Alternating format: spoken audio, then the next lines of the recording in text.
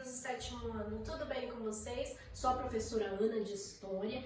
A gente vai dar continuidade aos nossos assuntos, aos nossos conteúdos, lá no nosso livro 2, na unidade 1. Combinado? Nessa unidade 1 do livro 2, lá da página 408, ele começa falando sobre o renascimento cultural e urbano. Então nós vamos entender um pouquinho esse renascimento, esse que foi um movimento artístico e cultural. Olhem lá, esse renascimento, lá no século XVI. Poxa, então nós só vamos falar do século XVI? A gente vai lembrar um pouquinho aí, século XIV, XV, XVI. Vocês vão entender o porquê, combinado?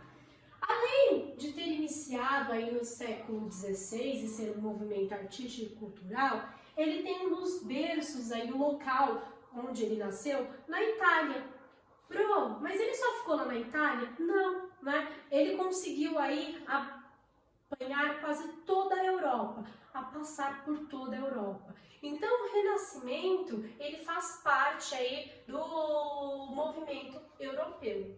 Além disso, nós temos a perspectiva. Essa perspectiva é a capacidade crescente de representar a realidade. A representação da realidade através de quadros, de escritas, de histórias. Então vão começar a surgir aí novos escritores, artistas, pintores, retratando aí, representando a realidade. Além disso, nós temos uma inspiração. Como assim uma inspiração? Eu preciso ter uma inspiração para criar algo. A mesma coisa, um músico, ele cria uma letra de música, através aí de uma inspiração. E aqui no movimento do Renascimento, essa inspiração foi a Antiguidade Clássica. A Antiguidade Clássica aí, de cultura, de obras, de pinturas da Grécia e da Roma. Então, essa inspiração foi ali, entre Grécia e Roma. Além dessa inspiração, nós temos duas palavrinhas aí chave, que eu aconselho vocês pegarem um caderno, uma caneta, anotem essas duas palavrinhas que no decorrer das aulas vocês vão entender o que é o humanismo e o teocentrismo, certo? Anotem essas duas palavrinhas, humanismo e teocentrismo. Então, para a gente entender um pouquinho o que foi esse renascimento cultural, a gente precisa entender que ele foi uma transição da Idade Média da Idade Moderna. Olha lá, vocês estudaram alta, baixa, Idade Média, lembram lá? Início do feudalismo, crise do feudalismo, Então, dentro da Idade Média. Agora, dentro desse renascimento, já no finalzinho da Idade Média e início da Idade Moderna, a gente vai entender essas transformações culturais, sociais, políticas, religiosas que acontecem dentro aí da sociedade.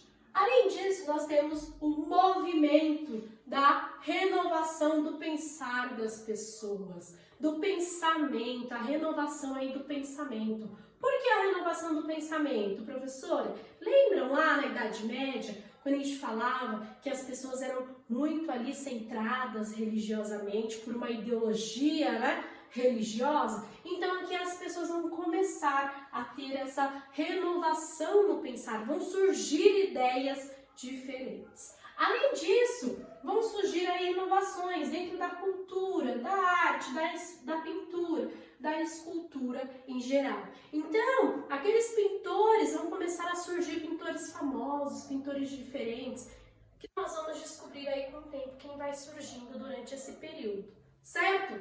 Além disso, é o sair somente do olhar religioso. Não estamos dizendo na nossa aula que as pessoas vão abandonar a sua fé, que vão deixar de acreditar em Deus, que vão abandonar a religião. Não, não é isso, certo? Não é isso nesse momento. Mas o homem vai se livrar das amarras do pensar, como diz os renascentistas. O que seria então esse homem se livrar das amarras do pensar? Os homens não ficarem ali somente centrados nas ideologias da igreja, e sim ter outras teorias, outros ideais, além do religioso. Um deles, além desse cunho cultural, vai ter referência nas renovações da ciência, que é chamado o Renascimento Científico. Opa, temos uma pessoa dentro desse Renascimento Científico muito conhecido, Galileu Galilei. Quem se interessar aí, ó, pelos feitos de Galileu Galilei, vale a pena pesquisar. Então, o que seria essas experimentações científicas, esse renascimento científico? É o renascimento, surgimento aí da medicina, certo? O renascimento aí das novas teorias. Olha lá, o surgimento das teorias aí da Terra. A Terra não é, né, um eixo lá, o centro do universo. Ela não é os astros que giram em torno dela, e sim ela que gira em torno do astro, né, do Sol. Então, essas teorias baseadas dentro das ciências têm um pensamento científico dentro delas. Então, para a gente entender melhor, vamos entender o porquê esse nome. Por que renascimento?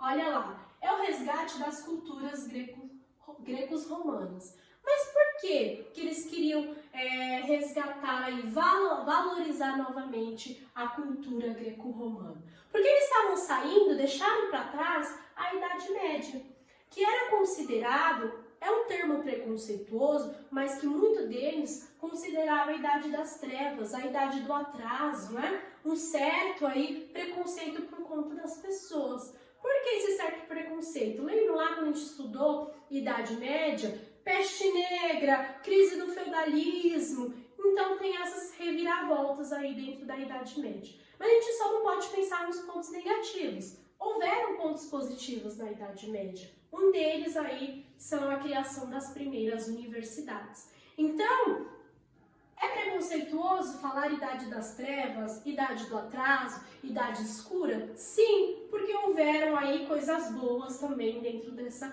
Idade Média. Mas o pessoal da Idade Moderna aí acreditava que designando a Idade Média dessa forma e recriando novamente a cultura greco-romana, era uma forma aí de trazer novos tempos, uma nova sociedade.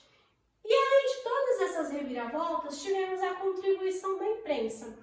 Essa imprensa foi inventada na China, mas foi aperfeiçoada na Europa. O que seria essa imprensa? Criação de jornais, de livros, então ficou mais fácil a comunicação entre as pessoas. Lembram lá na Idade Média? Quem tinha acesso aos livros religiosos, às enciclopédias, eram aquelas pessoas ali de uma classe mais alta. Agora, aqui na Idade Moderna, eles estão querendo aí trazer um pouquinho mais de aperfeiçoamento, querendo deixar mais aberto aí as outras pessoas.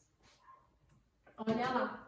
Então, as características desse período, a gente pode trazer como o resgate da cultura greco-romana, as renovações culturais, que eram renovações através das estátuas, dos quadros, dos livros, e o surgimento aí dessas novas pessoas, desses novos artistas. Um deles são Leonardo da Vinci, Michelangelo, Camões, Dom Quixote, olha lá, né? Pintores famosos, escritores famosos, Da Vinci, Mona Lisa. Vamos falar aqui das inovações técnicas nas pinturas. Um exemplo, né, é a Mona Lisa, é esse realismo dentro aí dos traços de Leonardo da Vinci, é retratar o ser humano, é retratar as pessoas. Olha lá, Mona Lisa é como se fosse uma selfie. Ó, já existia selfie lá na Idade Moderna, não é na nossa idade contemporânea. Olha que legal. Então, esse realismo das obras de arte traz inovações dentro desse período. Além de tudo isso, tem a utilização da geometria, a utilização das formas geométricas dentro aí das obras de artes. E a utilização da razão, o racionalismo do ser dentro do Renascimento. Então, o homem começa a utilizar a sua razão.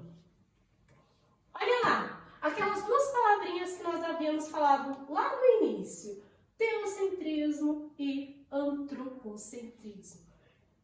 Então surge um individualismo, ou seja, teocentrismo, Deus como o centro. Então o individualismo aí do ser, ele não vai mais achar ali que Deus é o centro de tudo. E vai entrar como o antropocentrismo, que é como se fosse esse humanismo, o homem como o centro das razões.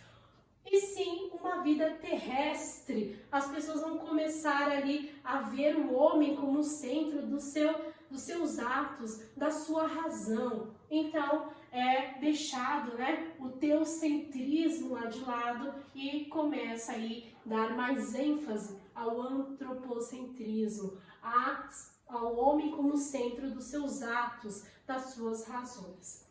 Então, dentro do Renascimento, nós temos a valorização humana. O que seria essa valorização humana? O homem livre morando na cidade. Olha lá, lembra que nós falamos que o Renascimento é a transição aí da Idade Média para a Idade Moderna? Lá na Idade Média, a gente lembra que teve a crise do feudalismo, onde os senhores feudais aí perderam o poder, os servos camponeses começaram a migrar para as cidades, começaram aí a surgir os burgos, os burgueses, automaticamente morando nas cidades, criando economias diferentes, profissões diferenciadas. Então, esses homens vão começar a se fincar, a morar, a ter moradia dentro das cidades. Então, com uma economia diferente, agora com um sistema cultural renovado, então vai começar a haver mudanças aí dentro dessa sociedade, dentro dessa cidade. Então, o que esses burgueses, essas pessoas vão começar a fazer? Vão começar a investir nesses pintores, investir na arte, investir no pensamento humano. Então, quem vai fazer investimentos ali na arte vão ser chamados de mecenas. Olha lá, mecenas. Certo?